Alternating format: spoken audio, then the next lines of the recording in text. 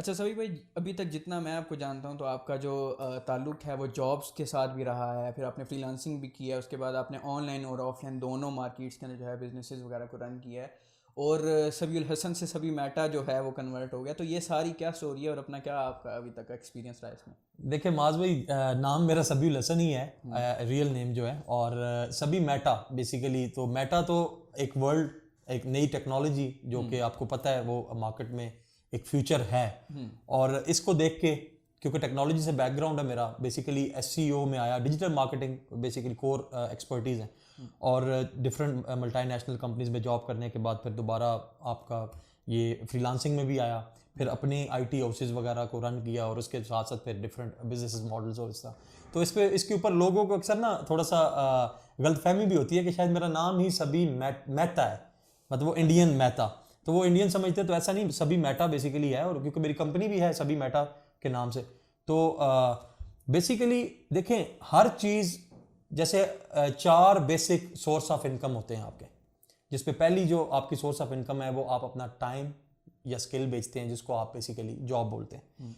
Time आपने बेचना है, किसी भी कंपनी में जॉब कर लें, आप बैठ जाए, आपने उस टाइम के हिसाब से काम के आपने पैसे लेने, और उसमें ना कोई मतलब तरक्की भी आपको पता है कितनी, लेकिन आपको टेंशन नहीं होती। At the end of the day company चले ना चले, आपको एक सर्टन अमाउंट जो कि आपका कॉन्ट्रैक्ट है वो आपको मिल जाता है, और ये बड़ी एक ईजी जॉब है। ये इजी किस्म का काम है। लोग इसी जोन में 80 to 82% तक लोग जो हैं इसी माइंड सेट के साथ आते हैं, और इसी माइंड सेट के साथ दुनिया से चले जाते हैं। ये इंटरनेशनल जो सर्वे, और बस उनको इससे ज़्यादा सोचने की ज़रूरत नहीं होती। हाँ, कोशिश करते हैं शायद वो बिजनेस की तरफ आए, लेकिन फेल हो जाते हैं, फिर वापस जॉब की तरफ आ जाते हैं। तो ये एक किस्म का माइंड सेट है। दूसरा, फ्रीलांसिंग आ जाता है। ये बड़ी खतरनाक किस्म की जॉब है कि आप बी योर ओन बॉस। ठीक है, फ्रीलांसर आप क्या होते हैं कि आपके पास स्किल्स होते हैं, और आप किसी के मातहत नहीं होते। जैसे डॉक्टर देख ले, स्किलफुल है, क्लिनिक रन कर रहा है, तो वो फ्रीलांसर है। या कि किसी हॉस्पिटल में भी काम कर रहा है, तो वो फ्रीलांसर है। वो अपना टाइम अपनी मर्जी से डिसाइड करता है, और अपने एक स्किल के तहत अपनी एक फीस डिसाइड करता है, और वहां से पैसे कमाता है। ये नेक्स्ट स्टेज है, और नेक्स्ट स्टेज से फिर आगे बिजनेस में आ जाती है गेम, और बिजनेस से फिर इन्वेस्टमेंट की तरफ। ये चार मॉडल्स हैं। जॉब और फ्रीलांसिंग ये दोनों एक तरफ के हैं, ये एक टाइप के ही माइंडसेट का टू डिफरेंट, कुछ डिफरेंट टर्म्स के ऊपर आप दोनों को एग्जैक्टली differentiate कर और सकते वो दो डिफरेंट है। अब आपने अपने आप को देखना, आप कहां से स्टार्ट ले रहे हैं। अगर तो आप जॉब से, हाँ, जो जॉब से लेके इन्वेस्टमेंट तक जाएगा वो तो डेफिनेटली एक बड़ा सॉलिड एक पर्सनालिटी बनेगी, क्योंकि उसको रूट लेवल से हर चीज पता होगी कि ये जॉब कैसे होती है, उसकी मेंटालिटी कैसे होती है। तो कहने का मकसद ये है कि आज का टाइम जो है उसमें फ्रीलांसर बड़ा जो है ना वो कामयाब है। जॉब वाला बंदा बमुश्किल अपना गुजारा चला रहा है, ठीक है, वो भी एक सर्टन लेवल तक। ठीक है, जब फैमिली हो जाती है, आगे से बच्चे, उनके एजुकेशन, फिर बहुत मुश्किल है। लेकिन फ्रीलांसर एक ऐसा आपने देखा होगा कि वो अपनी फैमिली भी अच्छी रन कर रहा है माशाल्लाह बहुत सा, लेकिन उसके लिए चैलेंज आता है आफ्टर 40 उसके लिए चैलेंज आता है कि एनर्जी नहीं होती, आपका काम करने पे दिल नहीं करता। और आज का प्रॉब्लम यह है कि आपके नीचे लोग काम नहीं करते। जो सबसे बड़ा, फ्रीलांसर खुद फ्रीलांसर्स को मैनेज नहीं कर सकता। अच्छा, यहाँ पे मैं आपको ऐड भी कर दूँ एक चीज़ कि जो भी आपने बात की कि आपके नीचे कोई काम नहीं करता, सेम प्रॉब्लम जो है मैं फेस कर रहा हूँ इस टाइम पे। मैं सेम आपके वाला तकरीबन ही बैकग्राउंड रहा है कि पहले जो है जॉब्स वगैरह की, उसके बाद फ्रीलांसिंग स्टार्ट की, दैन एजेंसी के ऊपर शिफ्ट किया।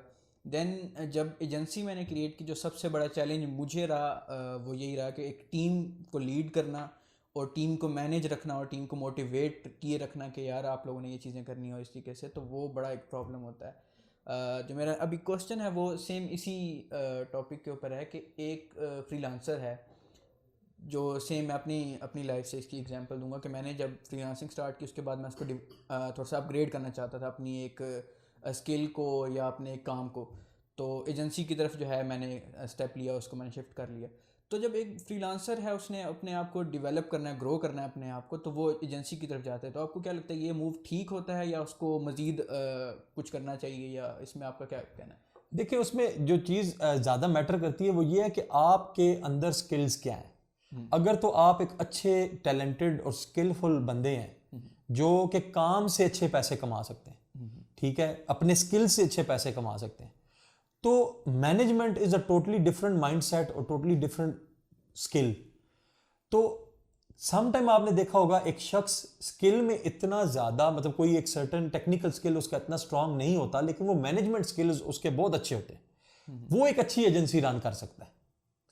जबकि आप जैसा मतलब बंदा जो कि पॉलिश्ड एक टैलेंट हो और एक स्किलफुल हो, वो उसके साथ है, मतलब ये दो लोगों का कॉम्बिनेशन एक कंपनी चलाती है कि एक तरफ एक मैनेजमेंट करने वाला बंदा हो और दूसरा उसके साथ एक टेक्निकल साउंड आदमी हो जिसकी बेस पे आप जो सर्विस बेच रहे हैं, क्योंकि आप एनालाइज करेंगे अपनी टीम की क्वालिटी को कि वो काम किस क्वालिटी का कर रहे हैं, और दूसरा उनको मैनेज करेगा उनका बिहेवियर, उनकी सैलरी, वो total different finances, inflow outflow, ठीक है, उसके बाद स्ट्रेस, ये सारी चीजें।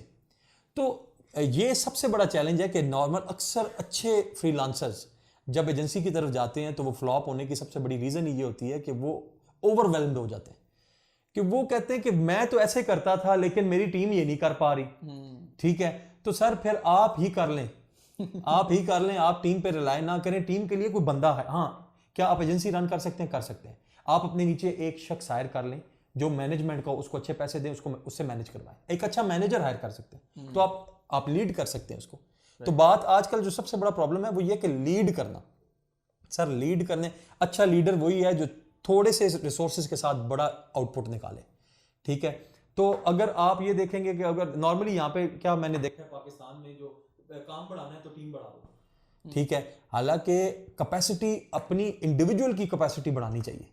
लेकिन ये बड़ी बड़ी कंपनीज अपने लोगों पे क्यों इन्वेस्ट करते हैं? उनकी एजुकेशन पे, उनके स्किल्स पे, क्योंकि वो उनकी पहले कैपेसिटी बढ़ाते हैं। जब उनकी कैपेसिटी बढ़ जाती है तो फिर उसके बाद न्यू हायरिंग करते हैं। तो पहले जो ऑलरेडी आपकी टीम है उससे 110% लें, फिर उसके ऊपर काम करें। अच्छा, जो आपने अभी बात की कि 110% जो है आपने अपनी टीम से लेना है, इसमें जो क्वेश्चन मेरे माइंड में आ रहा है वो ये आ रहा है कि एक बंदा जो है, फॉर एग्जांपल एक ग्राफिक डिज़ाइनर है, तो वो अपनी स्किल्स को मज़ीद इन्हेंस करता है, उसके अंदर अपने आप को एक और स्किल अपने अंदर ऐड करता है। फॉर एग्जांपल वो ग्राफिक डिज़ाइनर था तो अब वीडियो एडिटर भी हो गया, और अब साथ साथ जो है वो सोशल मीडिया मैनेजर भी हो गया, जो मतलब यूजली हमारा मार्केट में चलता है कि स्टार्ट जो है वो ग्राफिक डिज़ाइनिंग से, वीडियो एडिटिंग से, और सोन चलता रहता है। तो एक बंदे ने अगर स्किल अपनी एक सीख ली है, उसने अपने आप के, उसको पता है कि मेरा पोटेंशियल क्या है, मैं और चीज़ कर सकता हूँ, तो वो उसको क्या चाहिए कि मज़ीद एक और स्किल सीखे, या उसी स्किल को किसी तरीके से उधर से और पैसे निकाले, या क्या मतलब इसमें क्या करे वो? देखिए, स्किल को पॉलिश करना चाहिए। ये टाइम इसमें आपको टेक्नोलॉजी है क्योंकि आपको चीज़ें ज़्यादातर आनी चाहिए। अगर तो आपका मकसद एजेंसी रन करना है जिसमें आप चाहते हैं ज़्यादा सारे लोग हों, मैं एक सिस्टम बना लूँ और ऊपर बैठ के उसको मॉनिटर करूँ, तो फिर आपको हर किस्म के स्किल्स लेने पड़ेंगे। ठीक है, थोड़े थोड़े लें, उन पे हाथ सीधा करें, आपको पता चल जाए, उसके बाद उनके एक्सपर्ट्स हायर करें, वो आपको सिखा भी जाएंगे और आप उनसे काम भी ले लेंगे, तो आप एजुकेटेड होंगे उस स्किल के अगेंस्ट। तो ये चीज है। अदरवाइज अगर आप अपने आप को सोर्स ऑफ देखें, एक शॉर्टकट भी है आपके फ्रीलांसर्स होने से नेक्स्ट लेवल पे जाने के लिए, एक शॉर्टकट भी है। आप बिजनेस को निकाल दें बीच में से, आप अपने स्किल्स को इतना पॉलिश कर लें, एक ही स्किल बेशक कर लें, अगर ग्राफिक डिजाइनर हैं तो इस लेवल के हो जाएं कि आपकी वैल्यू ज्यादा हो। आप ऐसे ग्राफिक डिजाइन बनाते हो कि लोग ना बनाते हो, तो आपका जो पे रेट हो वो दूसरों से बहुत अच्छा हो, तो आप उधर से इतना पैसा कमा लें कि आप वहां से ही उठा के इन्वेस्टमेंट करना शुरू कर दें एक्स्ट्रा पैसे की। आप वो स्किल डेवलप कर लें कि कौन सी ऐसी इन्वेस्टमेंट्स हैं जो आप करें और वो पैसा आपके लिए पैसा कमाए, एसेट्स की मद में लेवरेज दे आपको। तो ये वो चंद एक चीज़, और एक टाइम आएगा कि आप अपने उसी में से निकल के आप इन्वेस्टर बन सकते हैं। तो ये एक सिंपल सी बात है, क्योंकि बिजनेस वाला जो काम है ये बहुत मुश्किल है, और जो कर जाता है वो फिर अमीर होना है तो जिसने भी अमीर होना है तो वो बिजनेस करे। फ्रीलांसर एक अच्छी लाइफ गुजारता है, लेकिन फ्रीलांसर को अमीर नहीं हो सकता। अमीर से मुराद ये है कि वो एक मतलब सस्टेन्ड तरक्की नहीं हासिल कर सकता। वो कभी 3 महीने ऊपर होगा, कभी 3 महीने नीचे होगा, कभी 3 महीने फिर ऊपर होगा।